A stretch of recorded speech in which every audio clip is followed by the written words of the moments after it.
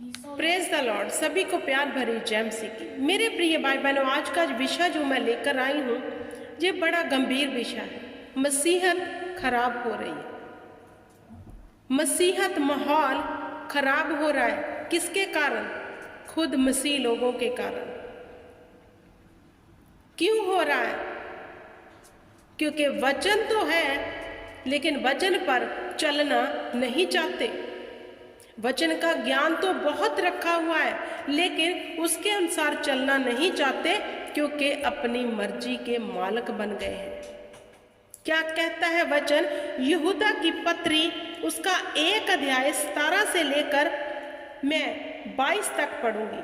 हे मेरे प्रिय, तुम उन बातों को स्मरण रखो जो हमारे प्रभु यीशु मसीह के प्रेरित पहले ही कह चुके हैं।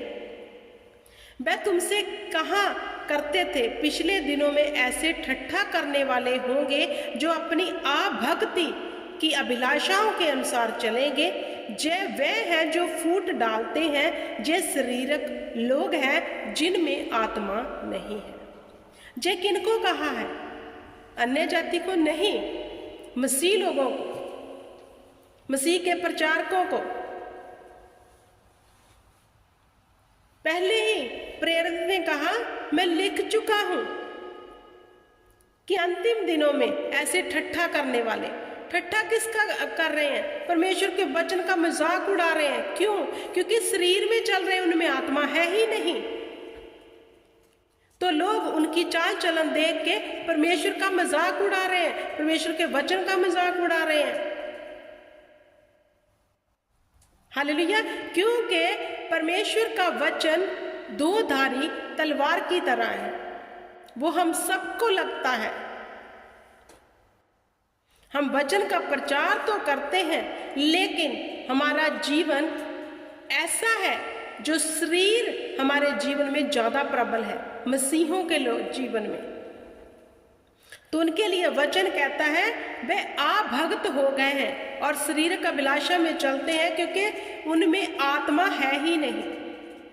अब जिनमें आत्मा होता है मेरे प्रिय भाई बहनों, सच में जो परमेश्वर का आत्मा है, जो सच्चा आत्मा है, जो सच्चाई का आत्मा है, जिन लोगों के जीवन में वो आत्मा होगा उनमें गुण होंगे, सादगी, भलाई, वफादारी, नम्रता, प्रेम, दोष ना लगाने वाले, ठट्ठा करने वाले नहीं।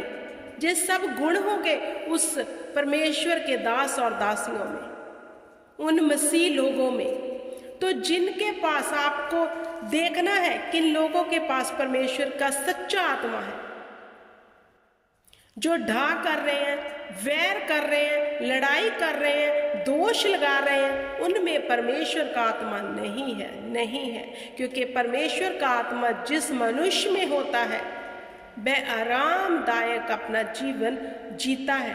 वह किसी के ऊपर दोष नहीं लगाता, वो किसी को उलाहना नहीं देता। हालेलुया। वह अपनी चाल को परमेश्वर के ऊपर छोड़ता है और हर बुरे काम से वह दूर रहता है।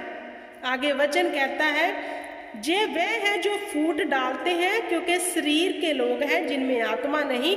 पर हे मेरे प्रियो, तुम अपनी अति पवित्र विश्वास में उन्नति करते हुए और पवित्र आत्मा में प्रार्थना करते हुए अपने आप को परमेश्वर के प्रेम में बनाए रखो। अब जहां वचन कहता है कि हे मेरे प्रिय, प्रार्थना करते हुए अपने आप को परमेश्वर के प्रेम में बनाए रखो। क्योंकि मेरे प्रिय भाई बहनों, आप जानते हो, हम सब जानते हैं कि प्रभु यीशु मसीह ने जगत से ऐसा प्यार किया कि अपना आप निछावर कर दिया। ये था परमेश्वर का प्रेम कि अपना इकलौता बख्श दिया। अब अगर हम उसके प्रेम में बने हुए हैं तो चिन्ह होगा हमारे अंदर। हम भी प्रेम करने वाले होंगे, हम भी दूसरों के लिए अपना आप निछावर करने वाले होंगे। हालेलुया। ये निशानी होगी हमारे अंदर कि ये सच्चा भक्त है प्रभु यीशु मसीह का, ये सच्चा सेवक है परमेश्वर का।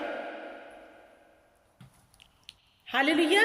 क्योंकि प्रार्थना हमें अभिषेक में लेके जाती है, और जिसके ऊपर परमेश्वर का अभिषेक है वो लड़ाई झगड़ा करने वाला, ढा करने वाला नहीं, वरन प्रार्थना करने वाला, माफ करने वाला, सादगी वाला, हालेलुया, और परमेश्वर में बना रहने वाला होगा।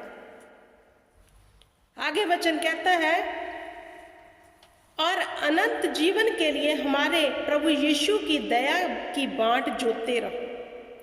हमें प्रभु के आने तक उसकी बाँट जोतते रहना है। कैसे? प्रेम से, लड़ाई झगड़े से नहीं।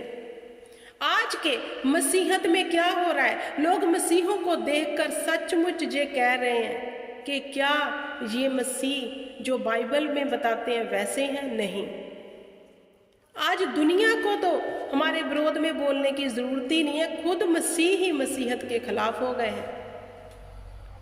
क्या हमारे अंदर परमेश्वर का आत्मा है? नहीं, क्योंकि परमेश्वर का आत्मा ये नहीं सिखाता, और ना हमारे मुख से फिर कोई गंदी बात निकलती है। अगर हमारे भीतर परमेश्वर का आत्मा है तो हमारे मुख से कभी गंदी बात ना निकलेगी। हालेलुया। उन पर जो शंका में है दया करो, और बहुतों को आग में से झपट कर निकालो। जो शंका में है, जो डाउट में है, उनके लिए क्या कहा वचन में? जो शंका में उन पर दया करो, मतलब उन पर तरस करो, उन्हें भी खींच लाओ। वो आग में जो फंसे हुए हैं, बुराइयों में फंसे हुए हैं, प्यार से उन्हें खींच लाओ। अब हम ही निकले नहीं, दूसरों को कैसे खींचेंगे? अभी तो हमारा ही जीवन बदला नहीं, अभी तो हम भी गाली निकालते हैं, हम भी दोष लगा रहे हैं, हम भी, अगर कोई हमें एक कह रहा है हम 10 सुनाने वाले हैं, तो दूसरों को कैसे निकालेंगे? और बहुतों पर भय के साथ दया करो, पर उस वस्त्र से भी घृणा करो जो शरीर के द्वारा कलंकित हो गया है। हमें अपने बुरे कामों से घृणा करनी चाहिए कि हमने तो मसीह में उसके वस्त्र पवित्रता के पहने हैं, हम अपने पवित्र वस्त्रों को कलंकित कर रहे हैं ऐसा स्वभाव लेकर। हमें फिर अपने बुरे कामों को घृणा करनी चाहिए और परमेश्वर के स्वभाव में आ जाना चाहिए। हालेलुया। क्योंकि वचन तो जहाँ पर हमें यही सिखाता है मेरे प्रिय भाई बहन। लेकिन आज के मसीहत क्या है? सब बातें भूल गए हैं, वही शरीर में, क्योंकि जो शरीर में चलेगा वो ही शरीर की बातें करेगा। जो शरीर में है ना, उसको दूसरे की बात चुभेगी। जो शरीर में है वो ही चुगली करेगा, जो शरीर में है वही दोष लगाएगा, जो शरीर में है वही निंदा करेगा। जो आत्मा में होगा वह प्रार्थना में होगा, जो आत्मा में होगा वह दया करने वाला होगा, जो आत्मा में होगा वह सहनशील वाला होगा, जो आत्मा में होगा वह धैर्य से चलने वाला होगा, जो आत्मा में होगा वह प्रेम दिखाने वाला होगा, जो आत्मा में होगा उसके जीवन से लोग आशीष पाएंगे, उसके शब्दों से लोग आशीष पाएंगे, उसके शब्दों से लोगों को बरकत मिलेगी। जो आत्मा में होगा, तो जो शरीर में होगा वह अपने शरीर की कटनी तो काटेगा ही, दूसरे भी उसके शब्दों से घायल होंगे।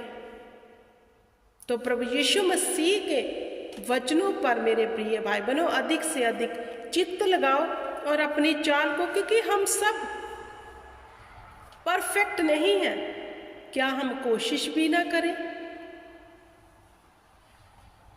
क्या हम कोशिश भी ना करें? हमारी मदद करने के लिए तो उसका आत्मा हमारी सहायता करेगा, लेकिन कोशिश तो करो, फिर ही करेगा ना। हालेलुया।